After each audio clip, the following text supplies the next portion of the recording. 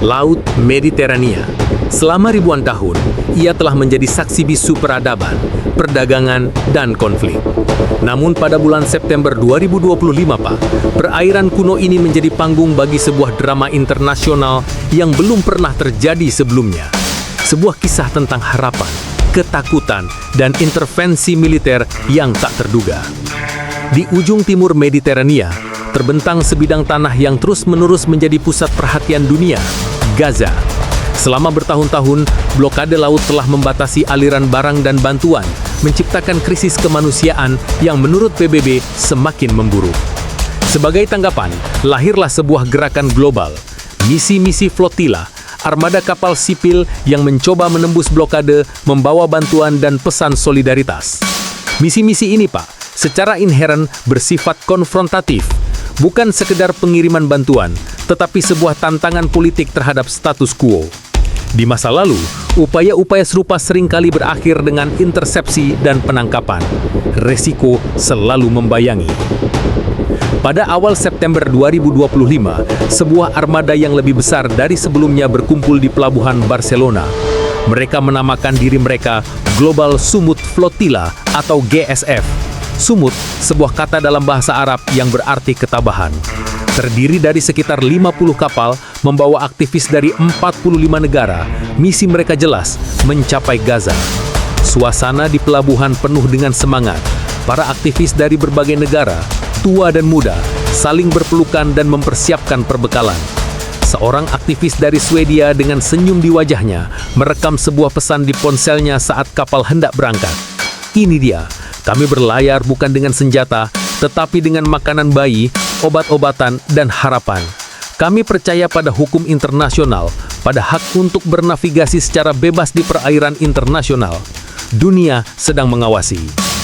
Selama berminggu-minggu, armada itu berlayar ke timur, melintasi pesisir Prancis, menitari ujung Italia, menuju perairan Yunani. Perjalanan itu tenang, nyaris tanpa insiden. Namun di bawah permukaan, Pak, ketegangan sedang dibangun. Di ruang-ruang rapat di seluruh Eropa, para diplomat memantau dengan cemas. Mereka tahu, setiap mil yang mendekati Gaza adalah 1 mil lebih dekat ke titik nyala. Malam tanggal 23 September mengubah segalanya, Pak. Saat armada GSF berada di perairan internasional di lepas pantai Yunani, keheningan malam tiba-tiba pecah oleh dengungan bernada tinggi. Apa itu? Kau dengar itu? Terdengar suara panik seorang aktivis Irlandia dalam sebuah rekaman video yang goyang. Di atas sana, ada sesuatu di atas sana. Di langit yang gelap, titik-titik cahaya terlihat bergerak cepat. Tiba-tiba, kilatan cahaya terang menyambar di kejauhan, diikuti beberapa detik kemudian oleh suara ledakan yang teredam namun keras. Menurut para aktivis, mereka menjadi sasaran pesawat tak berawak atau drone. Selama lebih dari 1 jam, lebih dari selusin ledakan dilaporkan terjadi di air di sekitar kapal-kapal utama. Tidak ada serangan langsung, tidak ada korban jiwa. Tapi pesannya, Pak, sangat jelas dan mengerikan. Seorang aktivis Spanyol kemudian mengenang peristiwa itu sebagai teror psikologis. Mereka tidak mencoba menenggelamkan kami, katanya.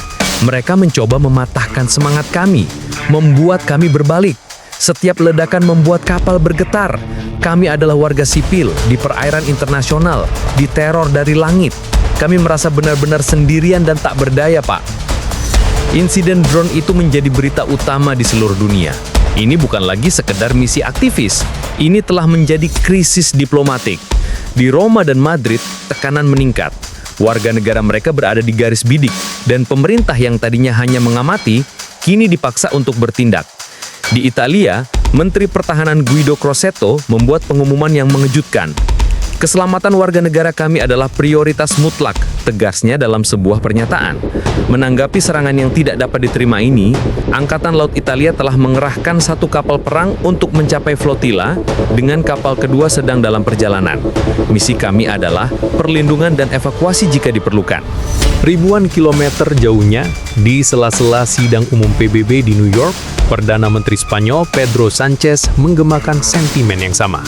Spanyol akan mengerahkan kapal angkatan laut untuk menjamin keamanan rekan-rekan sebangsa kami. Hukum internasional harus dihormati. Warga dari 45 negara ini memiliki hak untuk berlayar dengan damai di Mediterania. Keputusan itu, Pak, sangatlah seismik.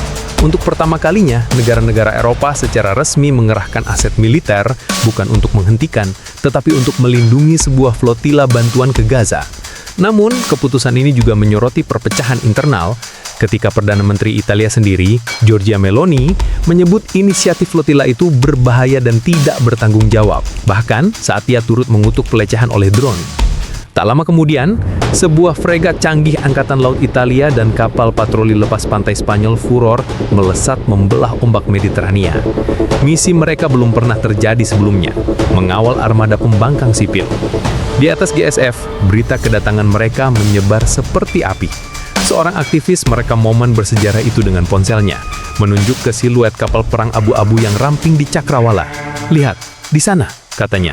Suaranya penuh kelegaan dan keheranan. "Itu mereka, ya Tuhan. Itu Angkatan Laut Italia. Mereka datang. Mereka benar-benar datang. Kami tidak lagi sendirian." Kehadiran kapal perang mengubah atmosfer secara drastis. Rasa takut digantikan dengan rasa aman yang aneh. Para aktivis yang beberapa jam sebelumnya merasa menjadi sasaran empuk, kini berlayar di bawah payung pelindung Angkatan Laut NATO. Dan pemandangannya, Pak, sungguh luar biasa. Armada kapal sipil yang penuh warna kini diapit oleh 2 kapal perang modern yang berwarna abu-abu baja. Ini adalah langkah yang sangat berani dari Italia dan Spanyol, sebuah pesan kuat yang dikirim ke seluruh komunitas internasional.